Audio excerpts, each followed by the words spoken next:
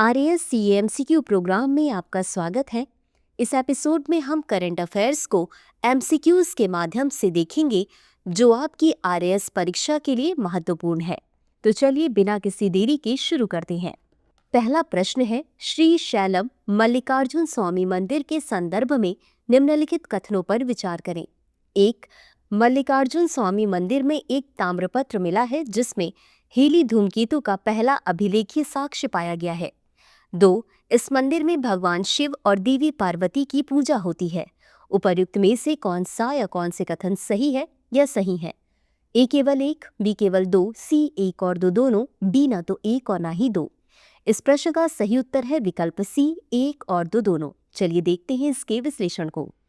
हाल ही में मल्लिकार्जुन स्वामी मंदिर में एक ताम्रपत्र मिला है जिसमें हीली धूमकेतु का पहला अभिलेखीय साक्ष्य पाया गया है, अतः कथन एक सही है। इस मंदिर में भगवान शिव और देवी पार्वती की पूजा होती है, अतः कथन 2 सही है। अब जान लेते हैं अभिलेखीय साक्ष्य के बारे में। यह अभिलेख 1456 ईस्वी का है और इसकी भाषा संस्कृत है, जबकि लिपि नागरी में लिखी गई है। इस अभिलेख में विजयनगर साम्राज्य के शासक मल्लिकार्जुन द्वारा एक विद्वान को दी गई अनुदान भूमि का उल्लेख है। अब जान लेते हैं विजयनगर साम्राज्य के बारे में। विजयनगर साम्राज्य की स्थापना 1336 ईस्वी से दक्कन क्षेत्र में हुई थी, जिसकी स्थापना हरिहर और उनके भाई बुक्का राय ने की थी। उन्होंने हम्पी को राजधानी शहर बनाया, जिसे वर्ष 1986 में यूनेस्को द्वारा विश्व धरोहर स्थल घोषित किया गया था। विजयनगर साम्राज्य पर 4 महत्वपूर्ण राजवंशों संगामा, सलुवा, तुलुवा, अरविडू का शासन था। अगला प्रश्न है, निम्नलिखित कथनों पर विचार करें। 1. भारत की तटरेखा की लंबाई 7,516 किलोमीटर से बढ़कर 11,000 किलोमीटर हो गई है। 2. इसमें कई अपतटीय द्वीपों की तटरेखा भी अब गणना में शामिल की गई है, जिन्हें पहले छोड़ दिया गया था। उपर्युक्त में से कौन सा या कौन से कथन सही है या सही है? ए केवल एक, बी केवल दो, सी एक और दो दोनों, डी ना तो एक और ना ही दो। इस प्रश्न का सही उत्तर है विकल्प बी केवल 2। चलिए देखते हैं इसके विश्लेषण को। भारत की तटरेखा की लंबाई 7,516 किलोमीटर से बढ़कर 11,098 किलोमीटर हो गई है, अतः कथन एक सही नहीं है।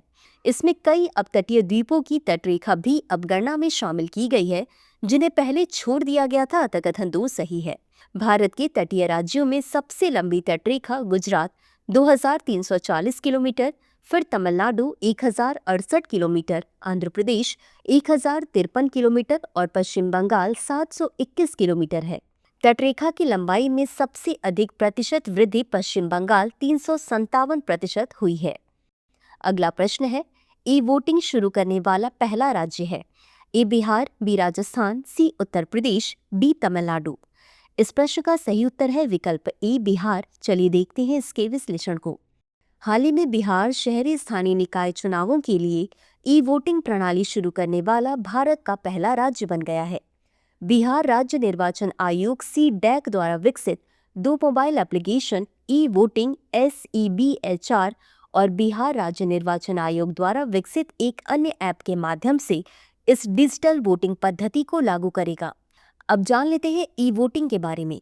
इलेक्ट्रॉनिक वोटिंग प्रणाली में मतदान केंद्रों पर ई वोटिंग मशीनों या कियोस्क का उपयोग शामिल हो सकता है, जो तुरंत वोट रिकॉर्ड करते हैं और इंटरनेट कनेक्टिविटी के बिना रसीद प्राप्त करते हैं। ई वोटिंग प्रवासियों, दूरदराज के मतदाताओं, विकलांगों, गर्भवती महिलाओं, वरिष्ठ नागरिकों और गंभीर रूप से बीमार लोगों को कहीं से भी मतदान करने में सक्षम बनाती है। एस्टोनिया 2005 में ऑनलाइन वोटिंग का उपयोग करने वाला विश्व का पहला देश था। अगला प्रश्न है, क्वाशियर-कोर के संदर्भ में निम्नलिखित कथनों पर विचार करें। 1. यह भोजन में प्रोटीन की कमी से होने वाला कुपोषण का एक रूप है। 2. क्वाशियर-कोर से पीड़ित होने पर शरीर के सभी हिस्सों में स्वाभाविक रूप से बहुत सिकुड़न होती है, जबकि टखने, पैर और पेट सूज जाते हैं। उपर्युक्त में से कौन सा या कौन से कथन सही है या सही है? ए केवल एक, बी केवल दो, सी एक और दो दोनों, डी ना तो एक और ना ही दो। इस प्रश्न का सही उत्तर है विकल्प सी, एक और दो दोनों। चलिए देखते हैं इसके विश्लेषण को। क्वाशियर-कोर भोजन में प्रोटीन की कमी से होने वाला कुपोषण का एक रूप है, अतः कथन एक सही है।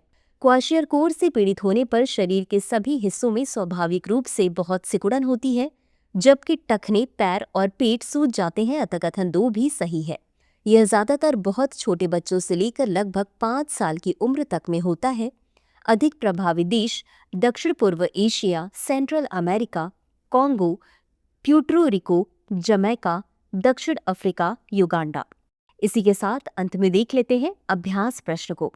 अंतर्राष्ट्रीय ओलंपिक समिति की नई अध्यक्ष किसे नियुक्त किया गया है?